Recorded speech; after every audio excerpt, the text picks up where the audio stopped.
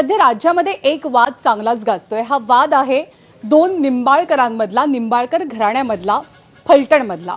रामराजे निंबाळकर विरुद्ध रणजितसिंह निंबाळकर या वादानं आता टोक गाठलेलं आहे।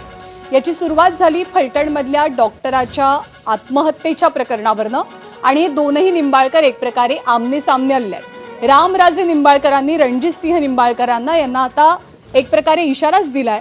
रणजितसिंह निंबाळकरांचे जुने हिशोब चुकते करणार असून 277 केसेस घेऊन हायकोर्टात जाऊ असं रामराजेंनी म्हटलंय। सोबतच पक्ष सोडावा लागला तरी चालेल, मात्र रणजितसिंह निंबाळकरांच्या पक्षासोबत आणि त्यांच्या पॅनलमध्ये जाणार नाही अशी थेट घोषणा सुद्धा रामराजेंनी केली। फलटणच्या नगराध्यक्षपदासाठी उभं राहण्याची घोषणा त्यांनी केली आहे। आपल्यावरच्या सर्व आरोपांचे मास्टरमाइंड रामराजे असल्याचा आरोप या आधीच्या पत्रकार परिषदेमध्ये रणजितसिंह निंबाळकरांनी केलेला। त्याला पत्रकार परिषदेमधनं रामराजेंनी सडेतोड उत्तर दिली। रणजितसिंह यांच्या दुग्धाभिषेकावरती सुद्धा त्यांनी टीका केली आहे।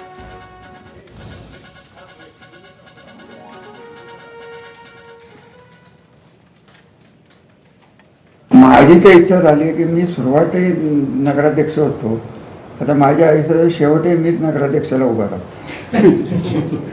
तशी काही इच्छा का मी नगराध्यक्ष उभा नाही, हे कोण थांबवणार मला उभा राहायचं। माझा मुलगा काय माझ्या विरुद्ध जाणार आहे, हे दोघं जाणार आहे, कोण जाऊन देणार?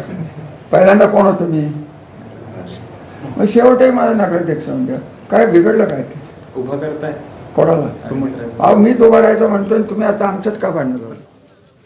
आणि या दोन निंबाळकरांच्या वादामध्ये मास्टरमाइंड हा शब्द कसा महत्वाचा ठरतोय ते आपण पाहूया। 1 महिन्यापूर्वी रणजितसिंह निंबाळकर चांगला होता, हे संजय बाबा माझ्याकडे 2 वेळा आले, रामराजेंचे 50 निरोप आले की आपण मनोमिलन करू। मी म्हटली कोथळाच बाहेर काढणार माझा। म्हटलं तुमचं मन पण नको, तुमचं मिलन पण नको, काही नको। माझ्या लाडक्या ताईने माझ्यावर आरोप केलेत, किती 277 गुन्हे ऊस मुकदमावर, ऊस कामगारावर फलटणमध्ये लादले। ताईचा काय दोष आहे का यात? हाय का दोष? ताईला माहिती देणे कोणी दिली?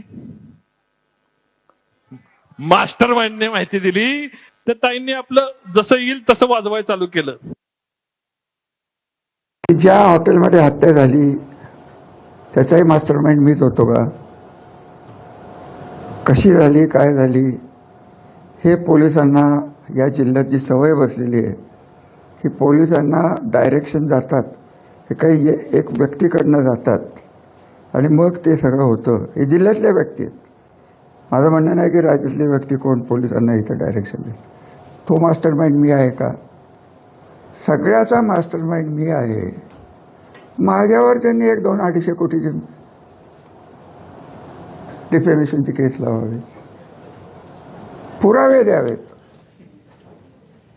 आणि सोबतच पक्ष सोडेन पण रणजितसिंह निंबाळकर यांच्यासोबत कदापि जाणार नाही अशी गर्जनाच रामराजे निंबाळकरांनी केली आहे।